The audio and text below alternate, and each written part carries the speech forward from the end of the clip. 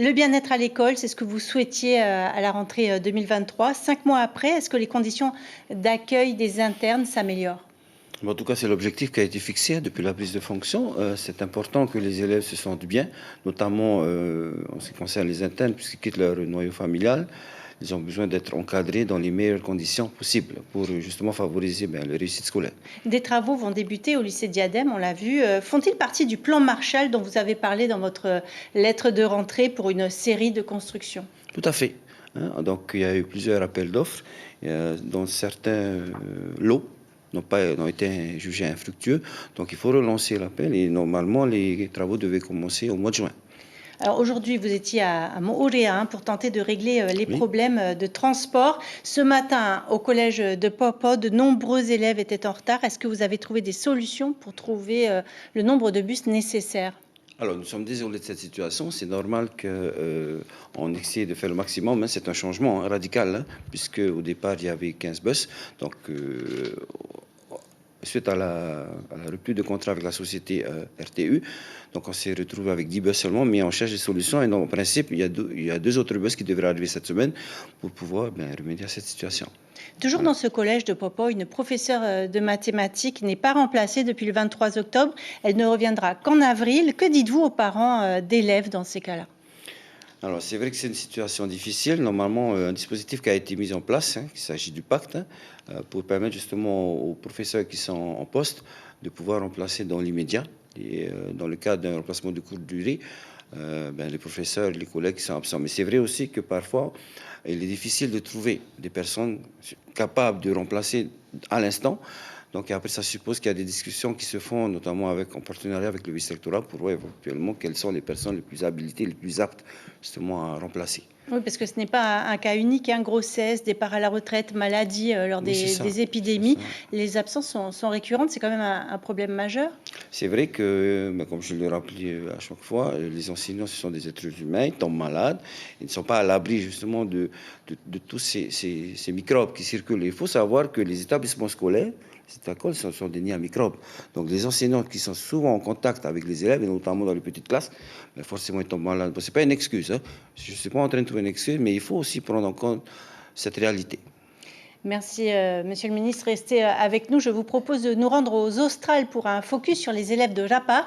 Les collégiens doivent quitter leur île pour poursuivre leur scolarité au collège de Tupuai. Pas d'aéroport à Rapa. Le voyage se fait à bord d'un cargo mixte, le Tuhape 4, qui dessert Rapa une fois par mois. James O. Roheyari Hariba. Après 36 heures de navigation dans une mer agitée, le navire Tuhape 4 accoste au quai de Tupuai. À son bord, une trentaine d'élèves inscrits au collège de Mataura. Ils sont accueillis par monsieur le principal en personne.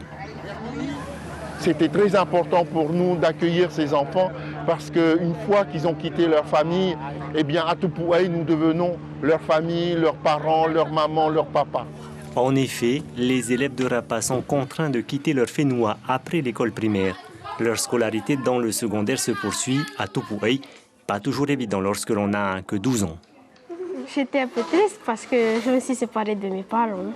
Ça me fait aussi de la peine. Et des fois, tu penses beaucoup à eux? Oui, quand je pleure. Le collège de Mataura dispose d'un internat avec 2 dortoirs séparés. Miwana et Ateham sont les 2 maîtres d'internat en poste depuis plus de 20 ans. On entame le deuxième trimestre qui fait les élèves de Rapa qui sont les 6e, donc ils ont eu un temps d'adaptation depuis la rentrée du mois d'août. Donc voilà, c'est vrai, c'est pas évident pour eux. Et petit à petit, ils s'intègrent, petit à petit, ils s'habituent sur les lieux et ils prennent leurs repères et nous, on est là pour les encadrer. Si la scolarité des élèves de Rapa se déroule sans encombre ici à Tupuai, ils poursuivront leurs études dans les différents lycées de Tahiti. Ronit Elipaya, c'est toujours déchirant de voir ces enfants de 12 ans devoir quitter leur famille. Est-ce qu'ils ont la possibilité de rentrer chez eux à chaque vacances? En principe, oui, c'est prévu dans le cas du partenariat avec les transports pour faire en sorte que les enfants rentrent chez eux et ça fait partie justement du bien-être que l'on veut parce que c'est important que si on veut que les enfants réussissent, mais forcément, il faut qu'ils aient un contact, ils restent en connexion avec les familles. C'est important. Oui, le bien-être à l'école, ça fait partie de votre, des sujets de votre lettre de rentrée, avec des élèves et des professeurs qui s'expriment pleinement dans leur langue et leur culture. Quel bilan d'étape faites-vous de ce côté-là? Écoutez, plusieurs dispositifs ont été mis en place justement pour essayer d'atteindre ces objectifs, hein, depuis la prise de fonction. Il y a toute une campagne qui a été mise en place pour la lutte contre le harcèlement, hein, ça c'est important. Il y a dans le cadre des remplacements la mise en place du pacte. Il y a aussi la mise en place du pôle des langues polynésiennes pour justement essayer de fournir le maximum d'outils à nos professeurs pour l'enseignement des langues polynésiennes et de la culture. Et enfin, il y a tout un tas de dispositifs qui ont été mis en place, notamment s'agissant de la révision des programmes, hein, en histoire et en géographie, pour essayer de fournir le maximum d'informations et de contenu pour transmettre à nos enfants le patrimoine culturel et identitaire. Et notamment sur le nucléaire, vous avez insisté sur ce thème? Oui, on a insisté. En fait, ça existait déjà depuis l'ancienne gouvernance, ça a été mis en place par l'ancienne gouvernance. En fait, on est là pour compléter les informations et essayer de fournir des informations les plus, comment dirais-je, fiables possibles, hein, pour que l'élève, en tout cas, puisse se faire sa propre opinion. C'est important. Alors vous voulez mettre à terme des écoles, mettre en place des écoles immersives. Vous vous êtes entouré, vous le disiez, d'une task force, vous l'avez appelé ainsi, de spécialistes du bilinguisme. Où en est ce projet?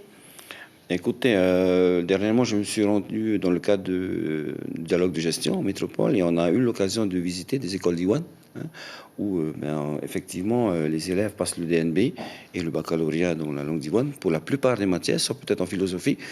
Mais en tout cas, c'est une grande avancée. Si c'est faisable en France, pourquoi pas ici, dans notre pays, justement pour favoriser ça. Mais en tout cas, ce qui est important et ce qu'il faut mettre en place rapidement, c'est les outils que l'on doit fournir aux enseignants pour pouvoir contribuer à la mise en place de ça. Pour moins d'insécurité linguistique. C'est ça.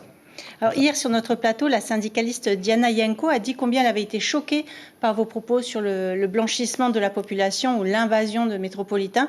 L'ancien président Fritsch a écrit au procureur de la République. Solène Bellawar n'a pas encore décidé de la suite qu'elle donnera à cette affaire. Est-ce que vous maintenez vos propos? Écoutez, on me demande mon avis sur une idée. Donc, nous sommes dans un pays libre, puisque la liberté d'expression, ça fait partie bien de la démocratie, hein, notamment en France. Et nous sommes aussi dans un pays qui prône la discrimination positive. Donc, je ne fais qu'exprimer une opinion. On me demande mon opinion par rapport à des propos qui ont été tenus. Mais encore une fois, je crois qu'il faut arrêter qu'on nous muselle. Hein. La liberté d'expression permet justement de partager nos idées. Et donc, on a aussi le droit de s'exprimer et de donner notre avis sur certains points qui peut-être dérangent. Mais parfois, on peut aussi exprimer ce que certains, ne pas dire la majorité, pensent tout haut. Peut-être que c'était tout simplement maladroit, parce que vous voulez éduquer contre le racisme, c'est vous qui l'écrivez, et pourtant vous tenez ces propos qui posent tout de même question. Mais j'invite justement ceux qui parlent de racisme à revoir la définition dans l'encyclopédie. Quand on parle de racisme, c'est pas du tout la même chose, hein.